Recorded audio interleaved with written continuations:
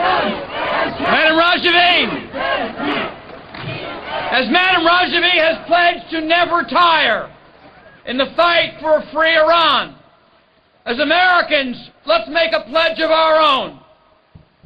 There will never be an American Munich. We will not compromise with the evil. We will not allow innocent and free people to be subjugated by the mullahs in Tehran.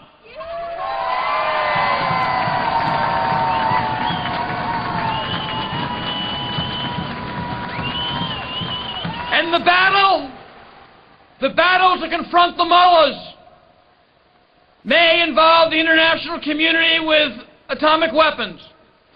It may involve sanctions by the international community. But make no mistake, the battle to confront Iran and for America to stand tall begins in Ashraf.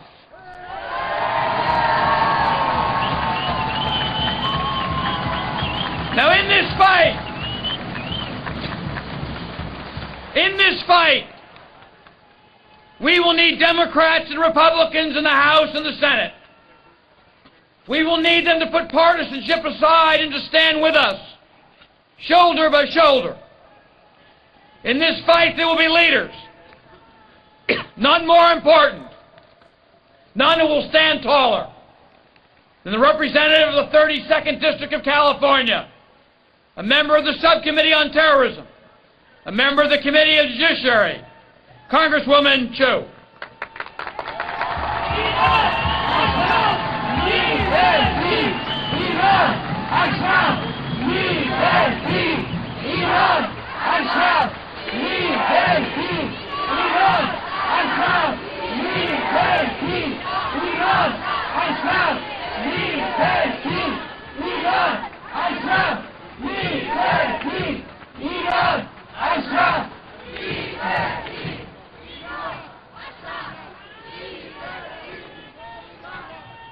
I am here to say that I stand with you in saying that we must protect the residents of Camp Ashraf.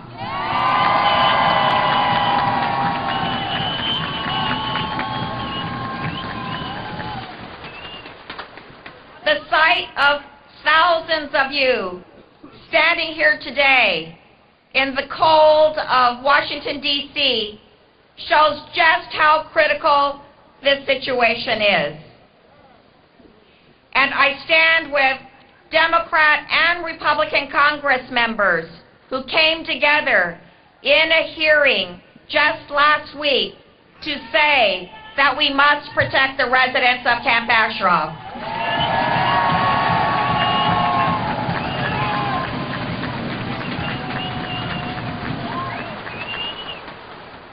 Residents that are still living in this camp, your friends and your family, have been under siege the last 2 years since the U.S. handed control over to Iraq. I was elected in July of 2009, and my time here is marked by events at Camp Ashraf. It was only a few weeks when I was in Washington, D.C. that residents in the camp suffered their first bloody attack at the hands of their Iraqi forces, where 11 were killed and over 300 injured. Amnesty International said that hundreds of armed security forces used bulldozers to force their way into the camp, tear gas, water cannons, and batons on unarmed residents. And then, in April of this year, Iraqi forces surrounded the camp again and took fire on unarmed civilians. 34 camp residents were killed and dozens wounded. And yet, how has Camp Ashraf responded in the face of Iraqi tanks and soldiers?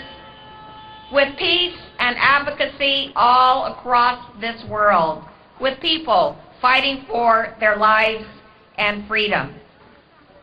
And I will never forget talking to one young woman, only 22 years old, who told me her story through her tears. She never met her father, who was killed as her family fled Iran in the 80s looking for safety in Iraq. But as a young girl, she was separated from her mother and moved to the United States and to safety. Her mother was a doctor and decided to stay in Ashraf, knowing her skills would be so valuable. And sadly, today there could not be a more necessary and noble calling for an Ashraf resident. It wasn't even until she was 17 years old that she even saw a photo of her mother. And now today, she fears for her mother's life, not knowing if she has any power to keep her mother safe.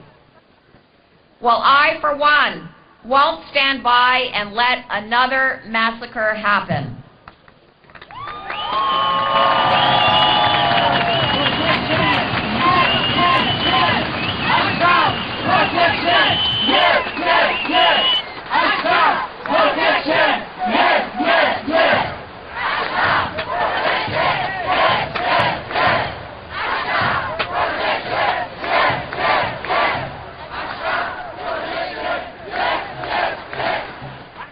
I am here to share with the President these stories and be the voice of the families who worry about their loved ones.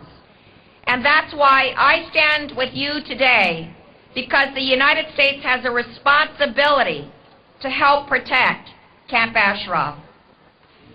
Today, President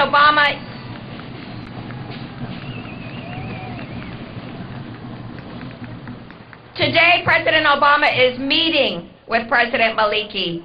Today, President Obama must tell him to extend the deadline to close Camp Ashraf.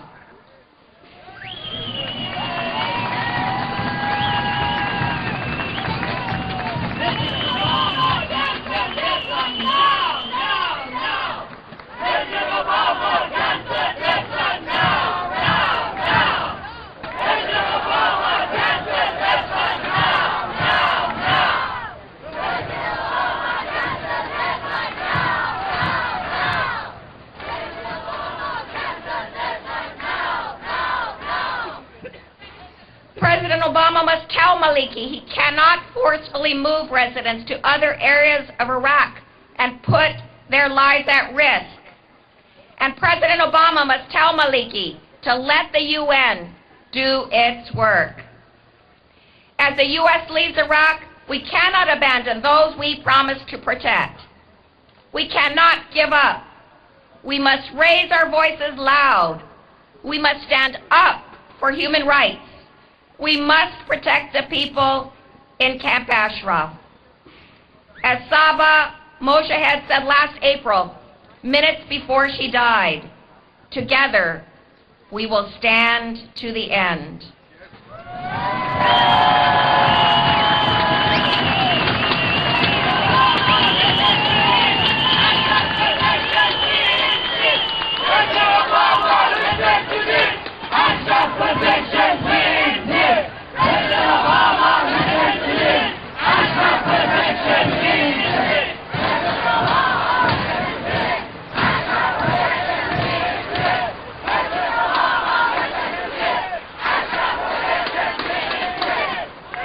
And I promise that I will stand with you. Thank you all very much.